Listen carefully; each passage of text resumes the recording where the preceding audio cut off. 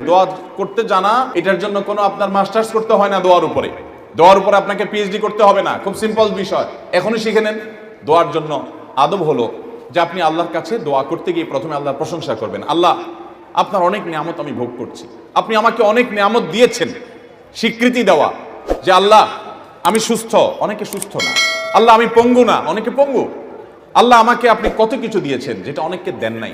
আমার চোখ দুটো ভালো, আমার অনেক নিয়ামত আমি আপনার ভোগ করছি। আল্লাহ, আমি আপনার নিয়ামতের শুকরিয়া আদায় করছি, স্বীকৃতি দিচ্ছি, কৃতজ্ঞতা আদায় করছি। হে আল্লাহ, আপনার রাসূলের প্রতি আপনি রহমত নাজিল করেন।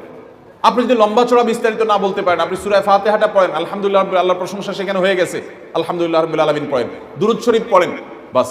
এরপরে আপনি এবার বলেন, আল্লাহ আপনি আমাকে মাফ করে দেন। আল্লাহ আমার বাবা চলে গেছেন, তাকে মাফ করে দেন। আল্লাহ আমার মা দুনিয়া থেকে চলে গেছেন, তাকে মাফ করে দেন। ভাইরা আমার, আসল কথা হলো আমরা সেই ব্যথাটাই অনুভব করি না। আপনার মৃত আত্মীয় স্বজনের জন্য যদি আপনার সেই ফিলিংস কাজ করতো তো চোখের পানি ফেল ফেল ফেল করে আসতো। আপনি যদি আল্লাহর কাছে কোনো কিছু মায়ের পেঁচ দিয়া অর্থাৎ সুন্দর করে সাজায় গোছায় বলতে নাও পারেন, আপনি নিশ্চিত থাকেন শুধু চোখের পানিটা যদি আপনি ফেলেন, চোখের পানিও আসে না, শুধু কান্নার ভান করে আপনি যদি আল্লাহর দিকে হাত তুলে আপনি যদি সময় কাটান এবং কিছু বলার চেষ্টা করেন, আল্লাহ রাব্বুল আলামিন আপনার দিলের ভাষাও পড়তে পারেন। আল্লাহ তাআলা আলিমুম বিযাতিস সুদূর, তিনি বান্দার মনের খবর কি সেটাও জানেন। আল্লাহর কাছে গোপন বলতে কোনো কিছু। অতএব ভাইরা আমার, আমরা দোয়া করতে জানি না, এই অজুহাতে সারা জীবন দোয়া থেকে মাহরুম থাকা চলবে। আমরা কয়জন মানুষ আছি যে জীবনে 10টা মিনিট আল্লাহর কাছে দুহাত তুলে চোখের পানি চেয়েছি? আমাদের বলার অভ্যাসই নেই। বাংলাদেশের মানুষ দোয়া করতেই জানে না। অনেক আলেম ওলামা আছেন যারা আলহামদুলিল্লাহ মানুষকে দোয়া শিখান, তাসবিহ শিখান, কিন্তু দুঃখজনক যে আমরা অনেকে আবার আছি যে আমাদের মুসল্লিদেরকে আমরা দোয়া শিখাতে পারি নাই। এটা আমাদের অপারগতা, আমরা স্বীকার করছি। আপনাদের শেখানো উচিত, আর আপনাদেরও শেখা উচিত। কতকাল আপনি হুজুর দিকে চায় থাকবেন? বাংলাদেশে মানুষকে দেখা যায় ঘর উদ্বোধন করবে, হুজুর লাগবে। গাড়ি কিনছে, নতুন ট্রাক, ছেলের খাতনা করাইছে, বাপ মারা গেছে, হুজুর লাগবে। প্রতিটা কাজে হুজুর। আমি একবার এক থানার ওসি সাহেবকে বললাম, উনি আমার অফিসে আসছিলেন, আমার থানার ওসি, কথাবার্তা হচ্ছিল। একটা পর্যায়ে কি একটা প্রসঙ্গে আসছে, আর বললাম যে ওসি সাহেব, একটা বাড়ি থেকে আপনাদের অসৎ অফিসাররা যারা টাকা খায় কয়বার খাইতে পারে? যদি ভায়োলেশন করে একবার ঘুষ দিলে আপনারা খুশি হয়ে যান, ঠিক আছে ভাই একবার দিছো, এবার তুমি করো, আমি দেখতেছি। যারা অসৎ তারা করে, সবাই না। কিন্তু একজন মানুষ যখন বাড়ি করে তখন কিন্তু এই দোয়ার যে আনুষ্ঠানিকতা আছে, এই আনুষ্ঠানিকতার মাধ্যমে এলাকার হুজুর কিন্তু কয়েক দফায় টাকা পায়। কিভাবে? আমি দেখেছি যে অনেক ইমাম সাহেবদেরকে দিয়া প্রথম কোপ দেওয়ায়, যে বহুতল ভবন হবে এখানে, হুজুর প্রথম কোপটা আপনি দেন, তাহলে হুজুর সেখানে একটা টাকা পাইলো। একবার হইল নি? এরপরে যখন ছাদ ঢালাই হয়, সেন্টারিং হয়ে গেছে, ছাদ ঢালাই হবে, আবার হুজুরে ডাকে, হুজুর আপনি একটু দোয়া করে দেন, ভাঙে না পড়ে। দ্বিতীয় দফা হইল নি? এরপরে ছাদ ঢালাই হওয়ার পরে বিল্ডিং যখন কমপ্লিট হয়ে যায়, এবার প্রতিটা ফ্ল্যাটের মালিকরা আলাদা আলাদা করে দোয়ার আয়োজন করে, আবার হুজুর দোয়া পায়। তো একটা বিল্ডিংয়ে যদি 10 জন মালিক থাকে, যার যার ফ্ল্যাটে উঠতে আবার 10 বার দোয়া পায়, তাহলে 10 বার 10 জনের মাটির কোবে একবার 11 বার, ছাদে সেন্টারিং এর সময় একবার 12 বার, আর কমপ্লিট হওয়ার পরে একবার 13 বার। এরকম 13 বার, 14 বার, 15 বার, 5 বার, 10 বার পর্যন্ত একজন হুজুর টাকা পায়। ওসি সাহেব আমার কথা শুনে ফেল করে চেয়ে রয়েছে। যাই হোক, এখানে আবার মিলাচ্ছি না আমি যে ঘুষের সাথে এখানে হুজুরদের টাকা দেওয়া। দুনিয়াবি কাজ, দুনিয়াবি যে কোনো বিষয় হুজুররা যদি করেন সেটা বিনিময় দিলে সেটা জায়েজ আছে। কিন্তু আমি বলছি যে আপনি নিজের দোয়া নিজে করতে শিখেন। আপনি সবকিছু হুজুরের দিকে চেয়ে আছেন কেন? বাংলাদেশে মানুষ দোয়া করতে জানে।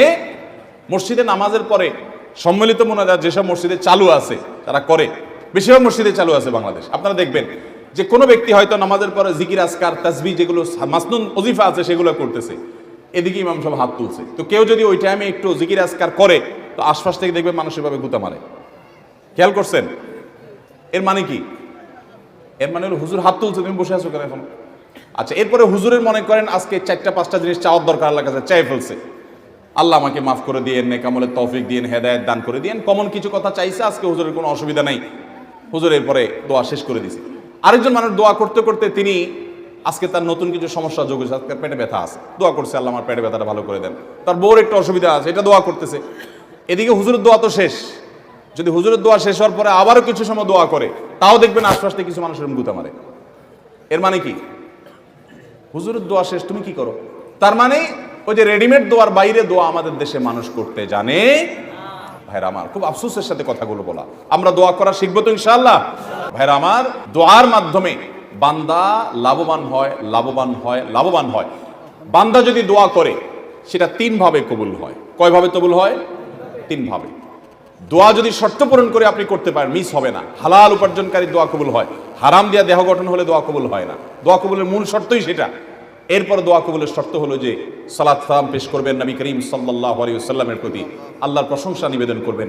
এর মাধ্যমে দোয়া করলে দোয়া কবুল হবে। ভাইরা আমার, আপনি যদি দোয়া করেন, নাম্বার 1, যা চাইছেন আল্লাহ তা আপনাকে দিবেন। এটা হলো দোয়া কবুলের একটা পদ্ধতি। চাইছেন একটা, আল্লাহ দিয়েছেন আরেকটা, সেটাও দোয়া কবুলের পদ্ধতি। আপনি মনে করতেছেন যে আমার এই মুহূর্তে পানি হলে মনে হয় লাভ হবে, আল্লাহ তাআলা আপনাকে হয়তো পানি না দিয়ে আরেকটা দিয়েছেন যেটা আপনার এর চেয়ে বেশি ইম্পর্টেন্ট, আপনি নিজে জানেন না সেটা। তো দোয়াটা সেভাবেও কবুল হয় যে আমি যা চাইছি তা হয় নাই, কিন্তু অন্য কিছু হয়েছে যা আমি চাই নাই। এটা দোয়ার মাধ্যমে হয়।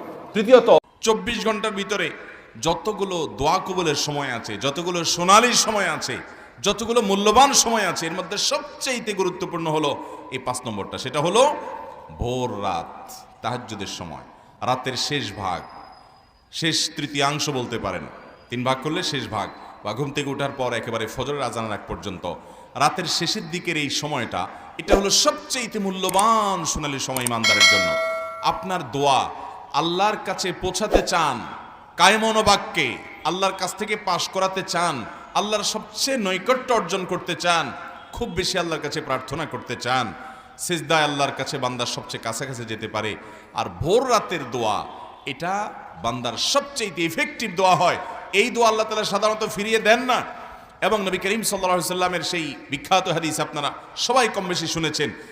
রাতের শেষ প্রহরে আল্লাহ রাব্বুল আলামিন দুনিয়ার আসমানে এসে বান্দাকে ডেকে ডেকে বলেন, কোনো বর্ণনা আসছে যে আহ্বায়ক কোনো এক ঘোষক ঘোষণা দেয়, কোনো বর্ণনা আসছে আল্লাহ তাআলা স্বয়ং ডাকেন এবং বান্দাকে বলা হয়, আলামিন মুস্তাগফিরিন ফাগফির লাহ। তোমাদের মধ্যে কেউ কি আছো যে গুনাহ করেছো, অপরাধ করেছো, আল্লাহর কাছে মাফ চাইবা তো আমি তাকে মাফ করব। আলামিন মুবতালান ফাওয়াফি আলাহ। তোমাদের কেউ কি অসুস্থ আছো, যাকে আমি সুস্থতা দান করব, অর্থাৎ আমার কাছে এটা চাইবা। এই জন্য ভাইরা আমার, ভোর রাতের এই সময়টাতে আল্লাহ তাআলার রহমতের দুয়ার খুলে দেওয়া হয়। আল্লাহ রাব্বুল আলামিন নিজে দুনিয়ার আসমানে নেমে আসেন এবং রহমতের ভান্ডার সবচেয়ে বেশি উন্মুক্ত হয়।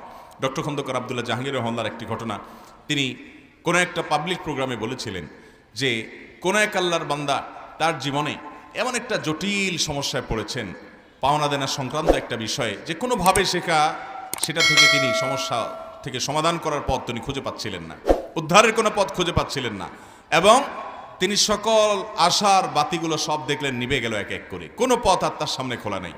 তখন তিনি স্যার রাহিমাহুল্লাহর কাছে এসে বলেছেন যে আমাকে কোনো একটা আমল, কিছু একটা শিখাইয়ে দেন। হয়তো অন্য অনেকের মতো ভদ্রলোকও ধারণা করছে যে উনি হয়তো কোনো তাবিজ বা কোনো কিছু দিবেন। স্যার রাহিমাহুল্লাহ বললেন যে তুমি ভাই ভোর রাতে গিয়ে আল্লাহ রাব্বুল আলামিনের কাছে 2 রাকাত 4 রাকাত তাহাজ্জুদের নামাজ পড়ে হাত তুলে কায় মনোবাক্যে দোয়া করবে, চোখের পানি ফেলে আল্লাহর সাথে তোমার মনের দুঃখগুলোকে খুলে খুলে বলবে, লম্বা সময় ধরে বলতে থাকবে, নিয়মিত এরকম প্রতিদিন বলতে থাকবে। এই টাইমটাতে করতে থাকো, দেখা যাবে আল্লাহ রাব্বুল আলামিন তোমার দোয়া কবুল করেছে। লোকটা স্যার রাহিমাহুল্লাহ বলেছেন, কয়েকদিন পর আমার কাছে এসে বলল যে অলৌকিকভাবে, অবিশ্বাস্যভাবে আল্লাহ তাআলা আমার সেই সমস্যাকে এমনভাবে সমাধান করে দিয়েছেন আমি কল্পনাও করি নাই, এবং আমল ওই একটাই ছিল যেটা আপনি বলেছেন, ভোর রাতের দোয়া। এই জন্য ভাইরা, আল্লাহর কাছ থেকে কোনো কিছুকে মঞ্জুর করার জন্য ভোর রাতের দোয়ার কোনো বিকল্প। এই জন্য শয়তান দেখবেন সন্ধ্যা রাত্রে আপনাকে ঘুমাইতে দিবে না, এসার পরে বলবে যে একটু মোবাইল টিপ, একটু ফেসবুক দেখ, একটু ইউটিউবে যে ওয়াজ শুন, এ সমস্ত বলে আপনাকে কালক্ষেপণ করবে, সময় নষ্ট করবে, 12টা 1টা 1.5টা 2টা বাজায় দিবে। এরপরে যখন দোয়া কবুলের সময়, যখন আল্লাহর নৈকট্য লাভের সময়, যখন নামাজের সময়, তাহাজ্জুদের সময়, ওই সময় শয়তান আপনাকে খুব আরামের ঘুমে আপনাকে ঘুম পাড়িয়ে দিবে। ঠিক না বে ঠিক?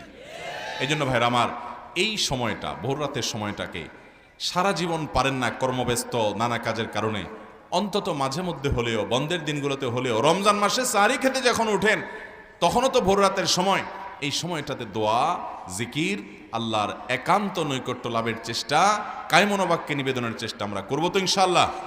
আল্লাহ তাআলা আমাদের সবাইকে